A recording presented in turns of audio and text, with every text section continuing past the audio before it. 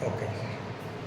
नमस्कार दोस्तों, आज शिक्षक दिवस के अवसर पर आप सभी लोगों को ढेर सारी शुभकामनाएं।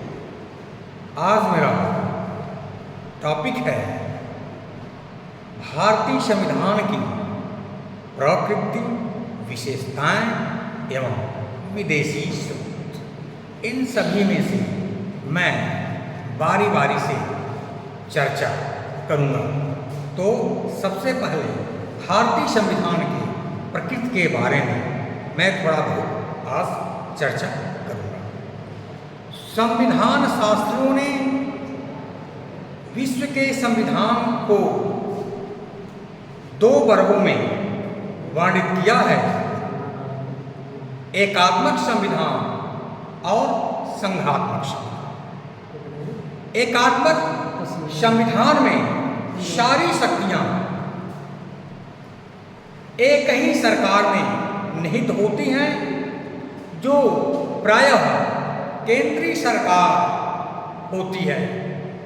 इस तरह एकात्मक सरकार में प्रांतों को केंद्र के अधीन रहना पड़ता है। संघीय सिद्धांत यानी संघात्मक संविधान में शक्तियों का केंद्र तथा राज्यों में स्पष्ट विभाजन रहता है। संघात्मक संविधान में शक्तियों का केंद्र तथा राज्यों में स्पष्ट विभाजन रहता है और दोनों सरकारें अपने अपने हितों में स्वतंत्र रूप से कार्य करते हैं। अमेरिका संविधान को सर्वसम्मत से एक परिसंघात्मक संविधान माना जाता है। यह संघीय तथा प्रांतीय दो सरकारों की स्थापना करता है। दोनों सरकारों के बीच शक्तियों का विभाजन है तथा दोनों अपने अपने क्षेत्र में सार्वभौम है। अतः स्वतंत्रता और समन्वयकारिता ही परिसंघीय संविधान का सार है। संघात्मक संविधान के आवश्यक तत्व: शक्तियों का विभाजन। पहला क्या है? शक्तियों का विभाजन। संघात्मक संविधान का सर्वाधिक महत्वपूर्ण तत्व संघ तथा राज्यों के बीच शक्तियों का विभाजन होता है। यह विभाजन संविधान द्वारा किया जाता है। प्रत्येक सरकार अपने क्षेत्र में सार्वभौम होती है। दूसरा क्या है? संविधान की सर्वोपरिता।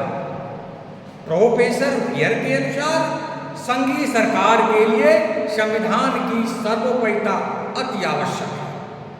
संविधान ही सरकार के सभी अंगों का स्रोत होता है और वही उनके अधिकार क्षेत्र को भी निर्धारित करता है। सरकार द्वारा बनाई गई विधियां संविधान की कसौटी के अनुरूप होनी चाहिए। लिखित संविधान। तीसरा क्या है? लिखित संविधान। संघात्मक संविधान का लिखित होना भी आवश्यक है।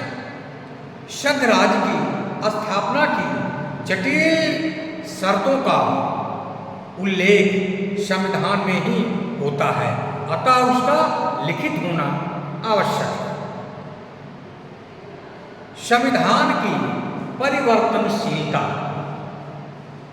संविधान देश की सर्वोच्च विधि होता है, अतः संविधान की सर्वोपरिता बनाए रखने के लिए संशोधन की प्रक्रिया का जटिल होना आवश्यक है, ताकि उसमें आवश्यक परिवर्तन ही किए जा सके, अनावश्यक नहीं। न्यायपालिका का प्राधिकार। संघीय प्रणाली में सरकार की शक्तियों का विभाजन एक लिखित दस्तावेज द्वारा किया जाता है, जिसका निर्वचन सरकारें अपने अपने पक्ष में कर सकती हैं। ऐसी दशा में दोनों के बीच विवादों को निपटारे का सर्वोच्च प्राधिकार न्यायपालिका को प्राप्त होता है। भारतीय संविधान में संघीय संविधान के उपरुक्त सभी तत्व या लक्षण विद्यमान है, परंतु कुछ विधिवेत्ता भारतीय संविधान को संघीय नहीं मानते। प्रोफेसर फियर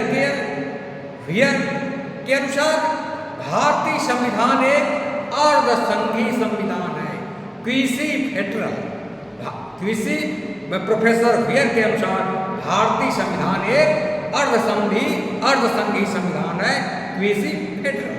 जबकि जेनिंग्स ने भारतीय संविधान को एक संघ कहा है, जिसे केंद्रीकरण की सशक्त प्रवृत्ति विद्यमान है। धन्यवाद।